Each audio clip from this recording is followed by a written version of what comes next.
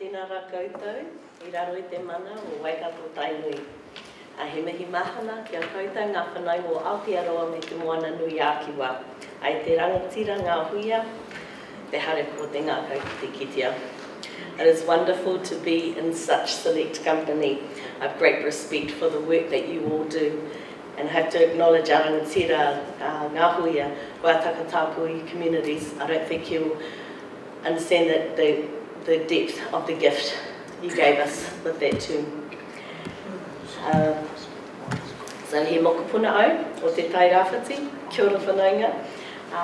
Ko Ngāti One, te aitanga māhaki rongo whakaata, me ngai tā manihiri o kunei iwi. I hail from the paradise of Gisborne. I've been home for about 60 years after about 20 years in Wellington. And for the same reason that I'm always in the front row of photos, I find that podiums are not always suitable for my height. So taking a strength-based approach, I bought new shoes.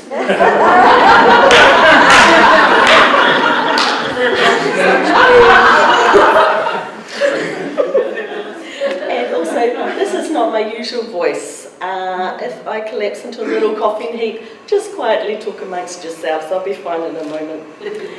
So the topic at hand, takatapui, a traditional term meaning intimate friend of the same sex. So found in the manuscripts of Wiremu, te rangi Kerekere, o ka te rangi wewehi of Te Arawa. He was born in about 1815 and learned to read or write around 1835. As we have accepted his tale of the epic love story of Hinamo and Tutanekai, so we accept his telling of how bereft Tutanekai felt when he left his best friend Tiki to be with her and saying to his father, I am dying for love of my takatapui, my beloved Tiki. Hence the use of intimate friend as opposed to really, really good friend, which some would have us believe. So the reference was found separately by our takatapui scholars, Ngaruawahia, Te Aui Kōtuku and Lee Smith in around the late 1970s. They each promoted the term throughout our communities through the 1980s and 90s. So through the sexual health field, which is very much dominated by our Māori gay men and whakawahine, through lesbian networks such as Ngā Wahine mō Ngā Wahine o te moana nui ākiwa, and through women's studies departments that existed at the time.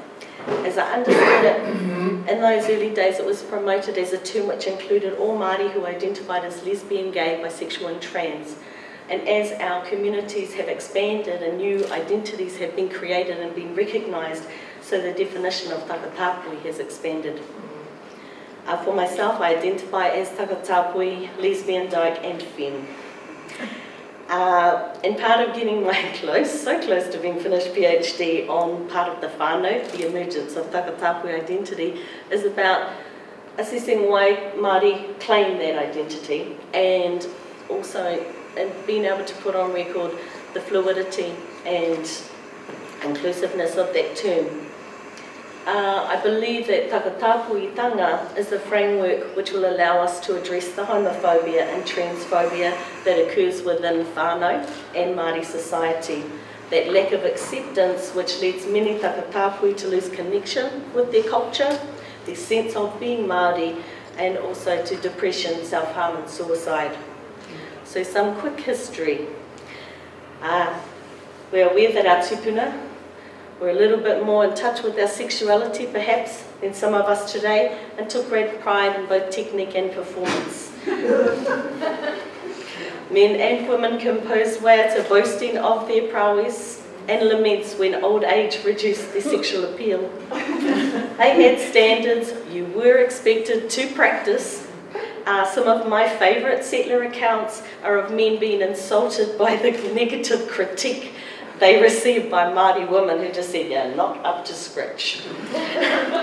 Unsurprisingly, we know that the settlers and missionaries took issue with our apparent casual sexuality, even as they engaged with it. So we adapted, we toned down, we covered up. Now, Aotearoa did not have the specific gender identities found in most other Pacific nations. The Whawhawhine of Samoa, the Akavaine of the Cook Islands, the Whakaleiti of the Kingdom of Tonga, and the Mahu of Tahiti and Hawaii. We did, however, engage in same and both sex-attracted practices, and these have been recorded in European and colonial records since the 1700s. And of course, examples of same-sex and both sex-attracted behaviour in Māori narratives was unearthed again by Ngaruawahia, who also found instances where records of that were changed to reflect a rather more platonic view of actually sexual activity. It's important to note that no one has been able to find records of punishment for that behaviour. We had particular waiata which were purely derogatory. None of those exist to do with this. I'm pretty sure that the missionaries would have made great use of this if they existed. They did not. So regardless of what degree to how common or not that such behaviour was, it occurred, it was accepted, a normal part of Māori life. Now, as the colonisation of our people continued, the British introduced us to the identity terms of heterosexual and homosexual in about the late 1880s. What this did was to make something that was normal and accepted behaviour, turned it into a sexual identity that was abnormal, deviant, and of course illegal. It formalised the discrimination against anyone who was same and both sex attracted as homophobia, and anyone who did not conform with the gender they were assigned at birth as transphobia. And so for Tāpui, this is probably when our historical trauma began. So most Māori thought the British were seriously overreacting. Who you love is who you love, who you want to play up with, enjoy yourself, don't get pregnant to the wrong person. Whakapapa, very important. But we know that that behaviour continued, but that it became more hidden from view. I can say this with great certainty. When I came out at 16 as a lesbian, I hitchhiked from Dunedin up to Gisborne to talk to my great-grandmother. She was born in Te Puke in 1901. She did not blink an eyelid. My mother took a good 2 years of tight-lipped communication. My great-grandmother, no problem, and she told me stories about her aunties who had to have been born in the late 1800s, who lived together as a couple. And of course, after they'd had their children, that's still been a requirement. She still expected me to have them.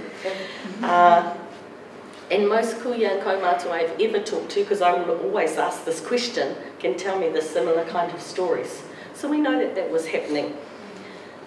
And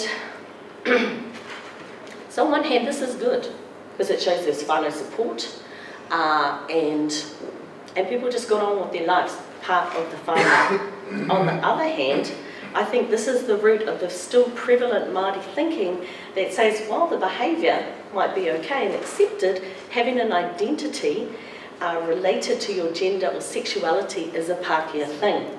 So having a girlfriend, well, you know, it doesn't matter. Calling yourself a lesbian, now that is not cool. What are you doing? So as those records were changed and removed, I think the memory of keeping it quiet remained, but the traditional acceptance began to fade. So this has impacted significantly on the acceptance of contemporary same and both sex attracted and gender non-conforming people. And I think it also explains the anxiety many Māori feel when we want to be visible, when we want to have marches down the street. I think that there's something that just, they don't know why, but they have learned over generations that we must keep this quiet. And so they fear for us. And I believe that that's actually not part of homophobia and transphobia. I believe that that is a Māori value that says they want to look after us. The British also brought with them a framework where women and children were chattels, the property of men. They brought a culture of violence, rape and incest, which was common but happened inside the home, where the man was the king of his castle. They removed the rights of a woman to her body and her sexuality. They cemented gender roles in a way that did not maintain the needs and aspirations of whānau, hapu and iwi. Their version of what was a real man or a real woman did not benefit Māori then, and it does not benefit us now. For that reason, I believe that mana wahine is the basis of eliminating homophobia and transphobia from within our whānau. So the legacy. Providing evidence on the impact of homophobia and transphobia historically or even now is difficult because of the nature of data collection. On one hand, we're Māori, so we have everything is here. Or we're over here when we talk about gender or sexuality. It's very, very hard to find information. And so when we're putting together figures, we have to try and find the few Māori that answered that survey or the people over here identified those personal details about themselves and try and collate. From that though, from that effort, that analysis, we do know that lesbian, gay, bisexual, intersex, trans and queer Māori, particularly our youth, are more likely to experience bullying, violence, unwanted sexual attention and sexual and mental health problems than both their non-Māori and opposite-sex attracted peers. This has culminated in negative body image, increased risk-taking behaviour, unwanted pregnancies, depression, self-harm and suicide. We're aware of several takatapui rangatahi who have taken their lives who never told their whānau about that aspect of their lives. In our communities, we help look after the friends who did know that and have no way of communicating with the whānau about it. Nearly 30 years after homosexual law reform was passed in '86, many people assume that things are easier for young people. They are not. They are very, very different. They have come into a very different world to the ones we came into. So while us older takatapui who might identify as lesbian, gay and trans or bisexual, we're experiencing less discrimination. We've got some serious resilience. We own homes, we have cars. We don't get beaten up by walking down the street and holding hands with our girlfriends. The discrimination against trans people is increasing dramatically. So most of us know our gender when we are toddlers. So as Māori, we're much more likely to start living in our preferred gender than Pākehā, and we take the discrimination, the crap that comes with that from a very young age. Other issues, so they face issues around getting access to suitable counselling, medication, as they transition from one gender to another. People refuse to use the correct pronouns, and they're only accepted if they've had full surgery. Other issues around being placed in jail or prisons according to their birth gender as opposed to the one that they live in. The other key thing that's coming up quite recently is around intimate violence in our communities. I just formed, just last month, a national project to look at that. So how long was that up?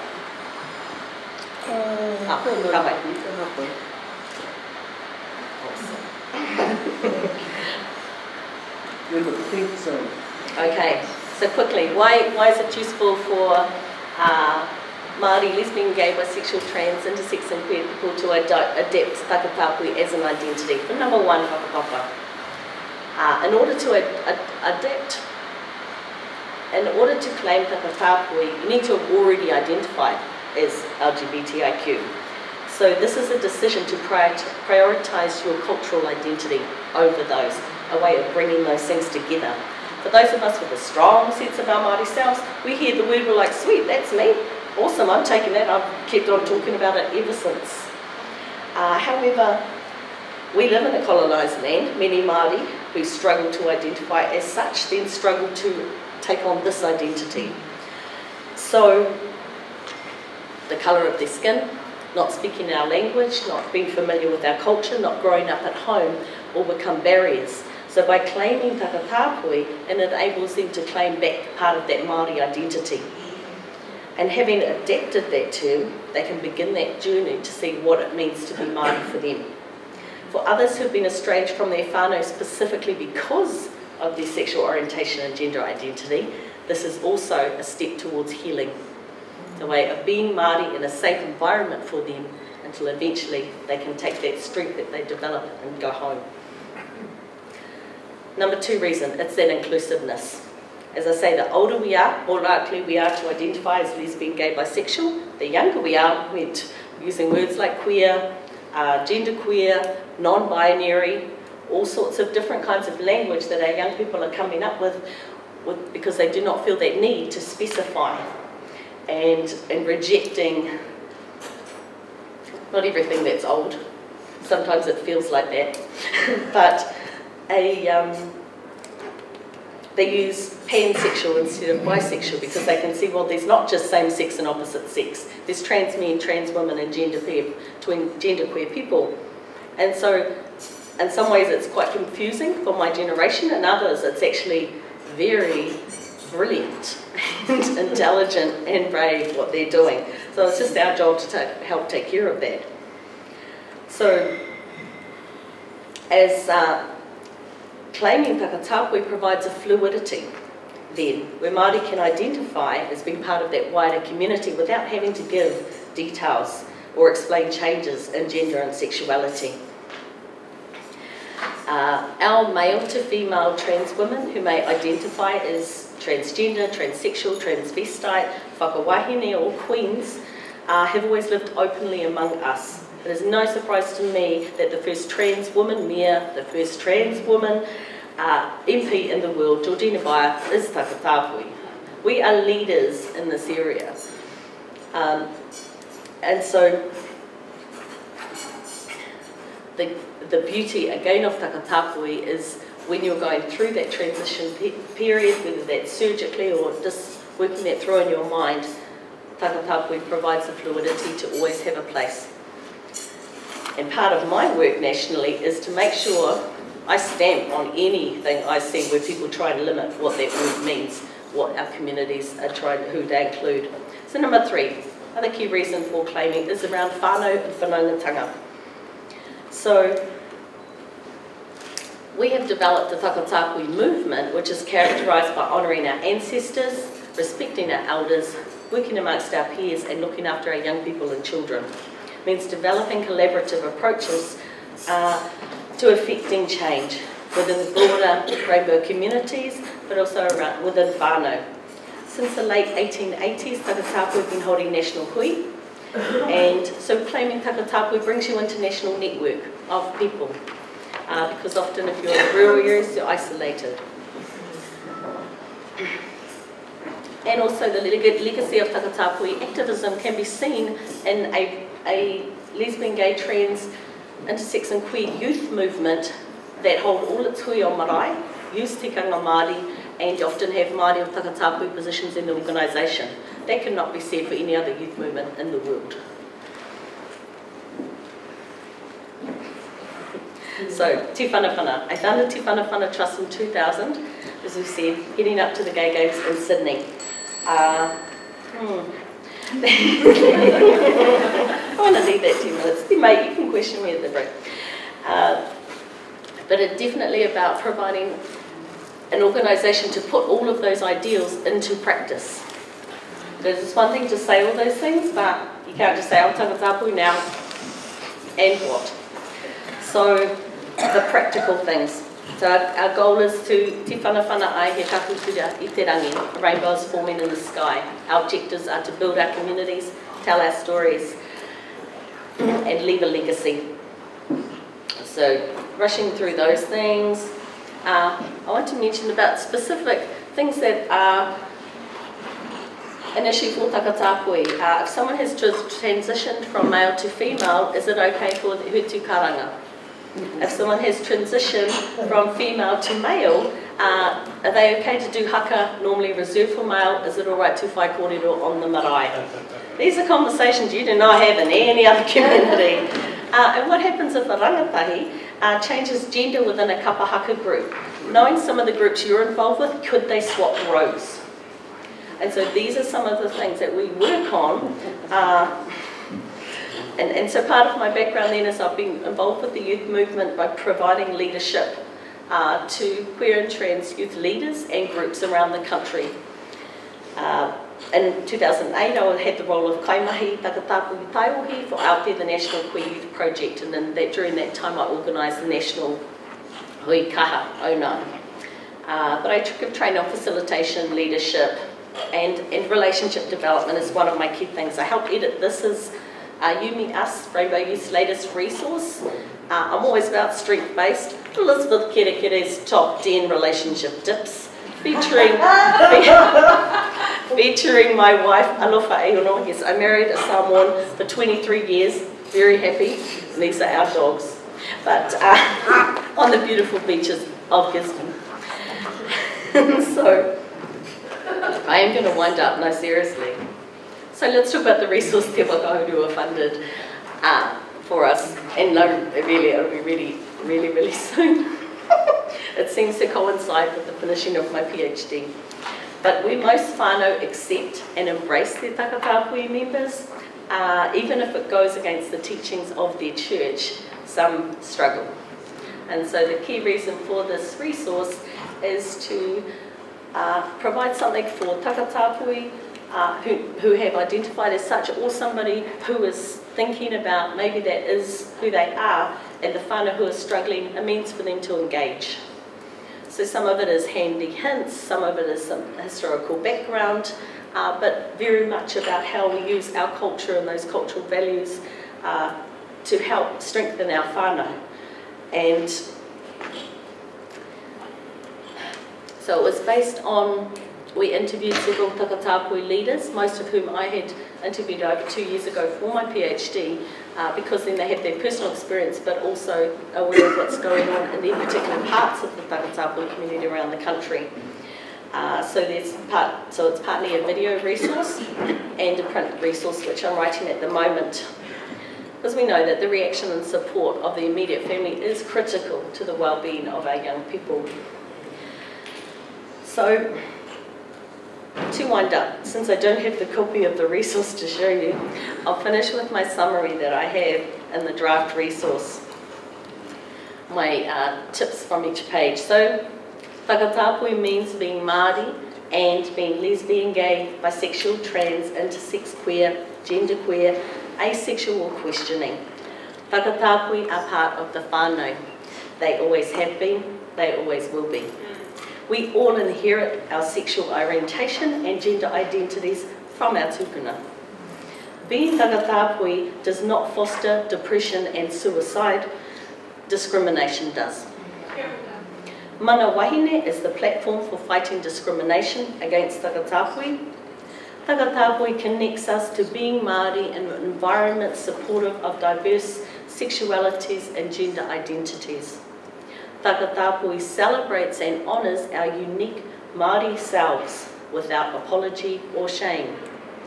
Takatapui implies diverse sexualities and gender expressions without giving details. Whānau don't need to get it, they just need to be there. Be a takatapui ally to spread acceptance and challenge discrimination within the whānau and wherever it occurs. Nō reira. Tēnā koutou, kia ora hui hui mai tātou katoa.